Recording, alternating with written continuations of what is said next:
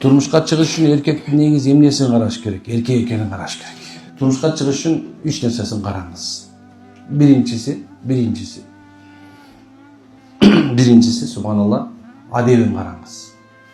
Эмне үчүн адебин караш керек? Аял дагы, эркек дагы. Биринин аялдын адебин караганда үйлөнө турганда, күйөөгө тие турганда эркектин адебин караганда. Анткени себеби адеби канчалык болсо, акыл ошончолук болот. Демек, эгерде адеби бар боло турган болсо, жаныңда туруп алып насып айдабай калса, кечке түгүп турса тийбей ага. Оны сигарет улам чегип, улам эметип аткан болсо, тийбей ага, кереги жок, зачем тийсиң? Экинчиси, субханалла, бул иманды биринчи кара деп айтышым керек болчу. Мен адеби бар деп атканым, биздин эмеде, коомдо намаз окугандар аз азыр. Иман жолунда жүргөндөр аз. Ал дефицит уже.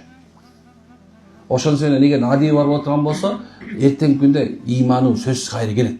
Ал намаз окуйт эртең кайра. Түшүндүңүзбү? Эртең кайра сөзсүз намаз окуп иманга келет ал.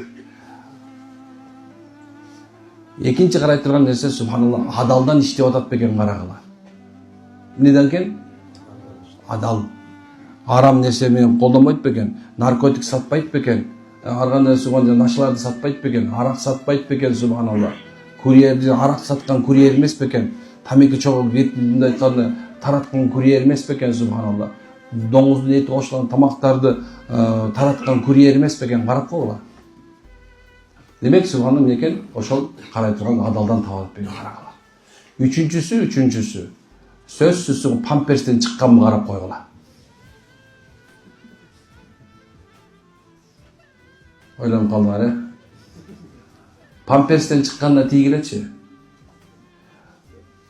Кээ бирлер бар, субханалла, эмне экен, үйлөнүп атат, бирок апама жакса экен, атама жагат бекен деген сөз бар.